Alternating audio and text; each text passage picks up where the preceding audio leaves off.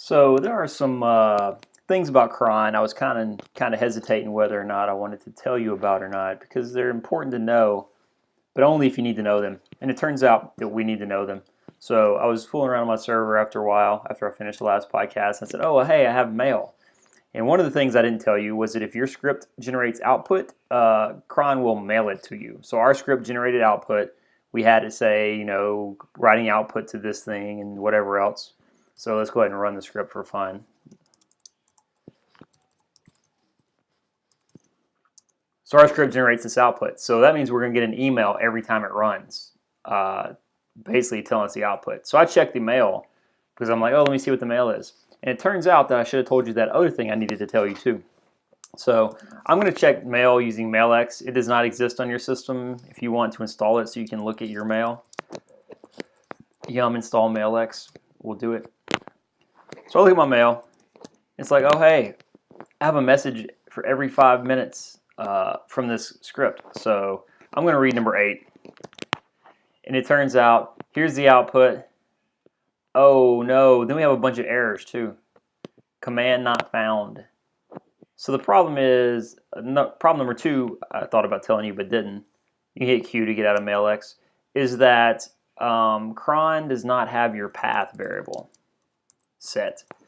So when you look at the path, if we look at LSOF, if I type LSOF, it runs LSOF, it runs the command, but it does that because my shell can find it based on my path variable.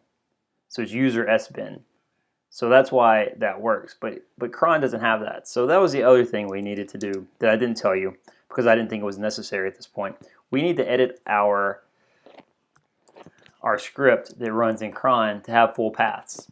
So for each of these commands, we need to go find the full path and put that. So I'll do the first few in the script, which actually I'm just going to do the ones that got errors. So LSOF got an error. So which LSOF? That's not the right server. My connection timed out.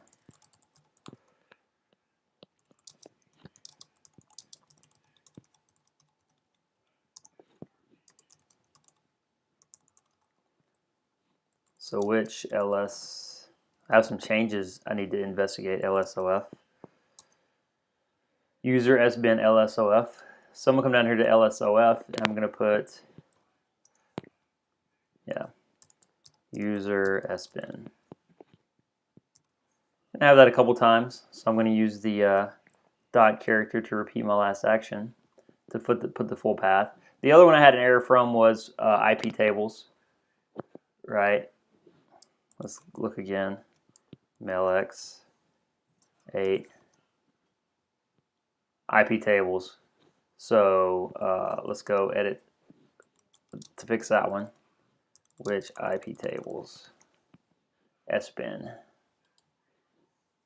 sbin. sbin. So in theory, the next time my script runs, it should not have those errors, which we'll find out in 2.5 minutes if this keeps running that long. So I just fixed the one that caused errors because I'm lazy. But when you're writing scripts that are going to be going running from cron, it's probably a good idea to make sure you have full paths on all the commands, just to make sure. So I should change date to whatever date is. Which date? Bin date.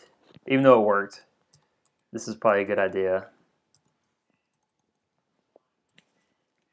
And then I have netstat. I'll go ahead and do all of them. Netstat. Which netstat? Bin. So apparently cron does have an environment. It's just not the same environment we have. Bin netstat ps bin which cat bin which ls bin. So all these are in bin. So the stuff in bin's working. But we're going to go ahead and fix them all. Bin which tail? Is it bin tail? Which tail? user bin, which diff, user bin. So tails in user bin. Use diff down here. User bin. Cat. Meow. Bin cat.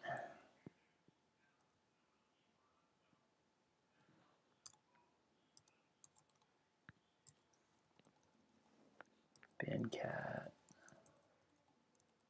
I could have used something else to do that faster. See which grup. Bin grup.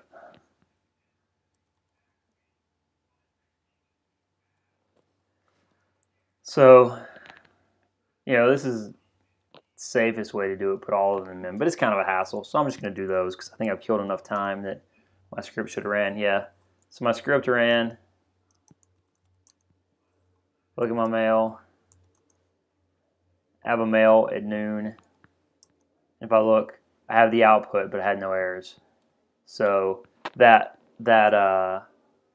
caused it to run cleanly. So now I have the next time it runs, I'll have a clean script. So I'm going to edit the message of the day to get rid of that stuff.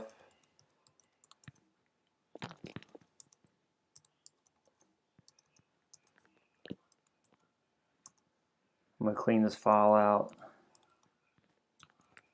Looks like it got rather large, so I'm not sure how well this is going to work, but we'll find out. One final thing I'm going to tell you, if you want to not get the two final things, I guess I'll tell you. If you want to not get those emails for the output,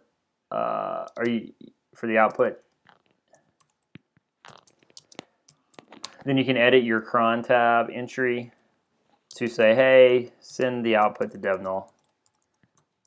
And that should cause it not to send you emails. We'll find out if that works in like 5 minutes. Another thing I'm going to tell you, what was the other thing I was going to tell you?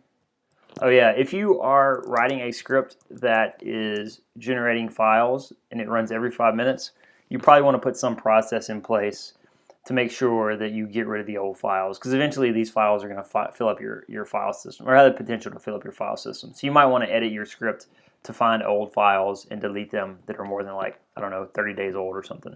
But we're not going to do that today.